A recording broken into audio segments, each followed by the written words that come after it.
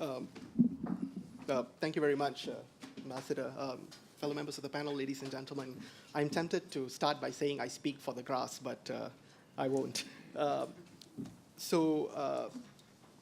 Let me start off by saying that in the wake of the tribunal constituted under Annex 7 of UNCLOS, there's been a greater and some would argue more critical focus on ASEAN and its 4 member states. Now, of the 4 claimant states, Brunei and Malaysia, I think, present and are faced with their own unique and interesting challenges. Both like other ASEAN claimants are in dispute not only with China but with each other and other ASEAN claimants. Unlike other claimants, however, both are located in the southernmost portion of China's 9-dash line or U-shaped claim. Both are considered relatively quiet claimants, and both, especially Malaysia, have only in recent years begun to deal with the increased Chinese presence in their waters and the EEZs, something that Vietnam and the Philippines have long had to deal with.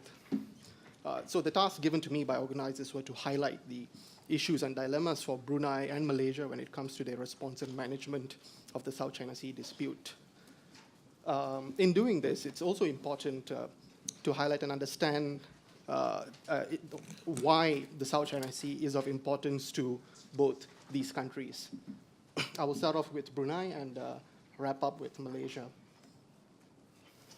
Now, Brunei, while a relatively quiet claimant, and some would call it possibly the quietest claimant in the South China Sea dispute, very little, if at all, is heard on Chinese activities close to or in Brunei's EEZs. Brunei has always advocated for the need for a peaceful solution and the need for stakeholders to create conditions for a peaceful solution or negotiation to happen. Now, while Brunei might be the smallest claimant state with the smallest claim, the geographic and economic realities make the dispute and its outcome of significant importance to the Sultanate. The entire coastline of 161 kilometers straddles the South China Sea. It's also a country that everyone knows relies overwhelmingly on oil and gas, on hydrocarbon exports.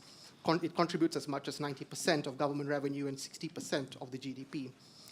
The vast majority of these resources, hydrocarbon resources, are located in its offshore EEZs in the South China Sea, much of which lies close to or falls within China's 9-dash line claim.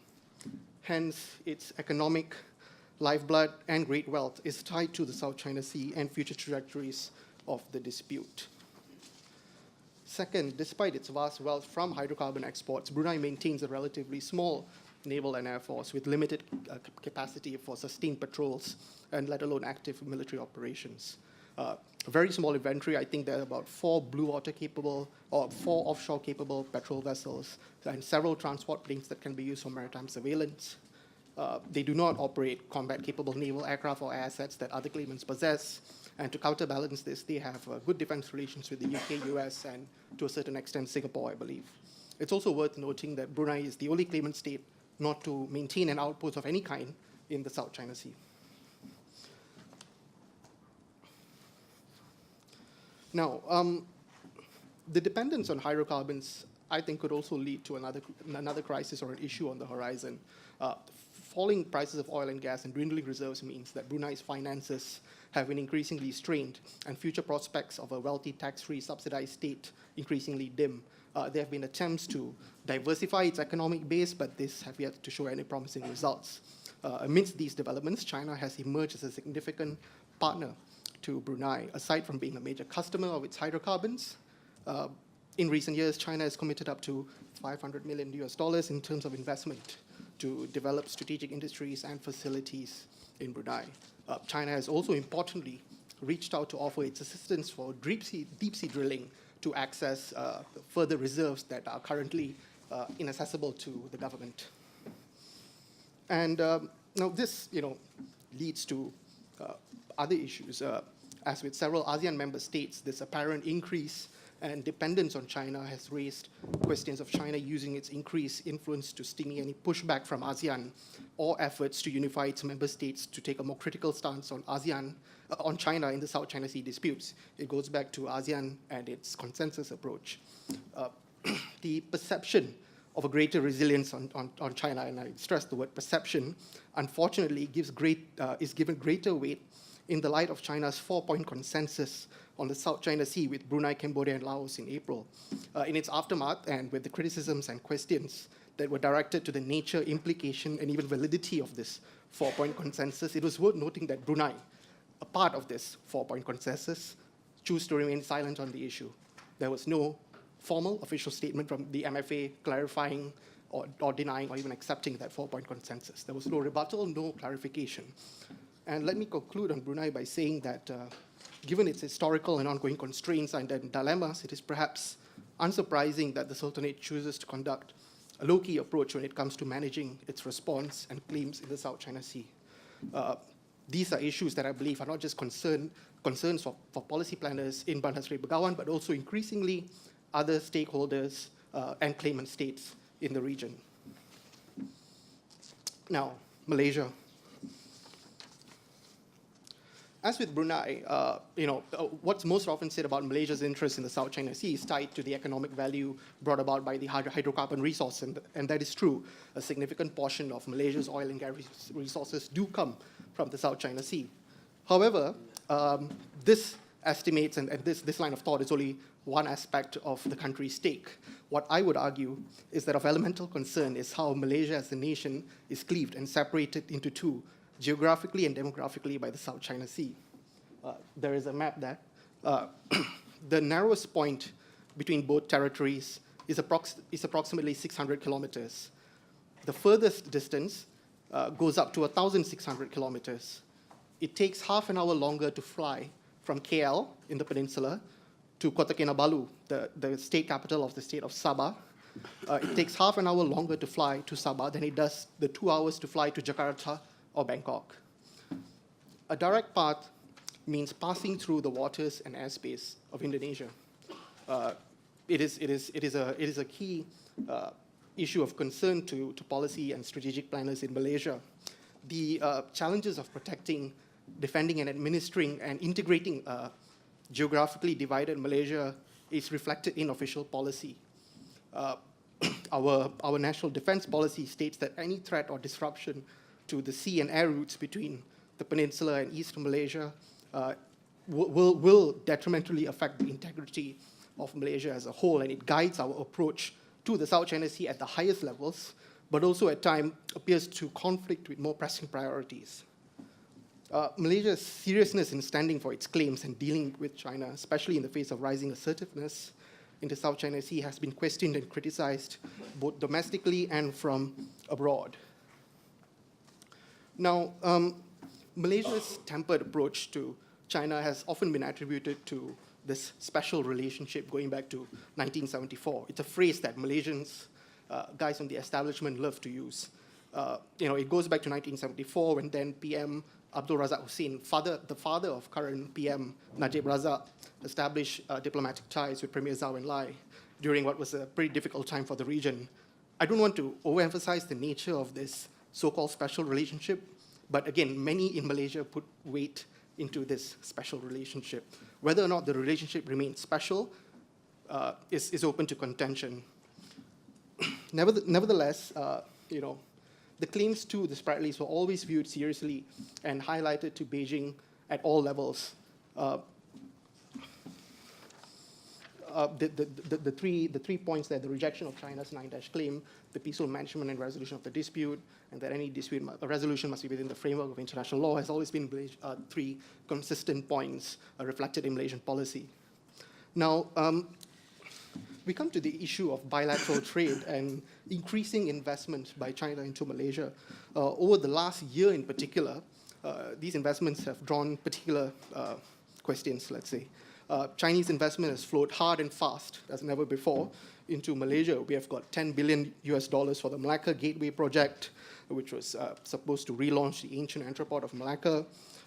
We have got, and in support of China's One Belt, One Road, in November 2015, 1MDB, which I'm sure some of you might have heard about, our our strategic investment company disposed of some of its energy assets to China General Nuclear Power Corporation for $2 billion in a bid to cut its debt of $11 billion. This was something very interesting because the government has always had it as policy not to dispose a majority stake of energy assets to foreign buyers. There have been attempts before, was always rejected, and suddenly this happens. It was followed by a sale of another 1MDB controlling asset in Bandar, Malaysia, a huge parcel of land just on the fringes of the city center, where the terminal for the high-speed rail between Malaysia and Singapore will be built. Now, China Railway and Engineering Corporation is a contender for that rail link, and they have tied up with a local Malaysian partner.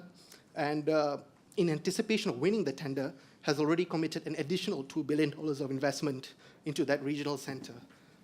Industry players have been alleging that CREC are behaving as if they've already won the bid. This year in June, the Malaysia-China Kuantan Industrial Park on the east coast of the peninsula drew in another 400 million plus in investment, and it's also closely tied to the One Belt, One Road, which finds a lot of enthusiastic support among the business community of Malaysia. Now, let me talk about the flexibility of distance. When the construction of artificial features and islands were taking place in the paracels rather than the Spratlys, Malaysia never needed to urgently respond to developments at sea. We could afford to wait, to watch, and to plan until recently. The government has avoided inflaming tensions both at home and abroad. It reflected from building new installations on features it occupied, although others were doing that.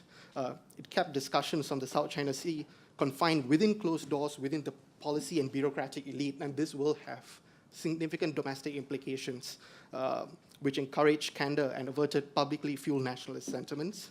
And for a while, Malaysia even resisted broadening the discussion of the dispute to non-claimant states, believing that internationalizing the issue beyond just ASEAN and ASEAN-China framework would be unhelpful. This might be changing, although there are no visible indicators of that just yet.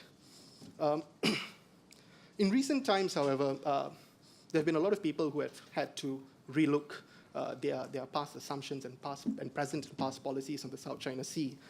The Chinese Navy, Coast Guard, and what a minister described as swarms of Chinese fishing vessels have sailed frequently, fished, and even anchored in Malaysia's EEZ.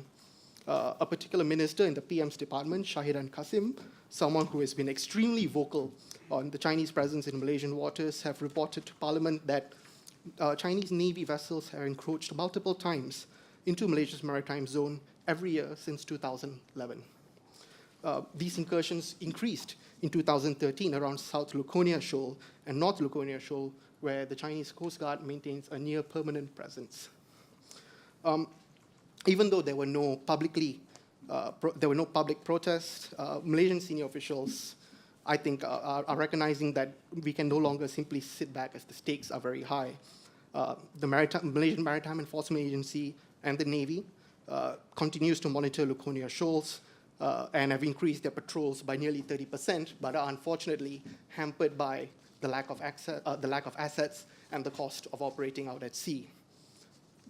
One of the most striking signs of growing frustration has come, ironically, from our foreign ministry with a sudden change of tone last year. Although the government has been quietly lodging protests, almost weekly protests in Beijing through protest notes, the foreign ministry in March 2005 suddenly publicly came out and confirmed the presence of large numbers of foreign vessels in Malaysia's maritime zones. It even publicly called in the Chinese ambassador to seek clarification and to register Malaysia's concerns over the matter. For Malaysia, it's a pretty big step forward, considering the fact that most of our engagement with the Chinese are done well behind closed doors. However, when the arbitral tribunal issued its award, the ministry resumed diplomatic restraint by the statement. It simply noted the decision and recalled past and continuing ASEAN commitments, including the usual stance on the DOC and the need for a conclusion to the COC.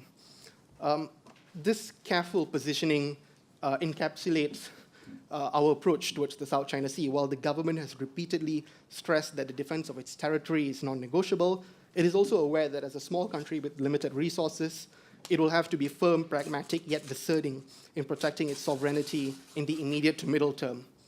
Importantly, the challenge for Malaysia is to do this without undermining the preservation of national and regional peace, prosperity, and stability in the long run.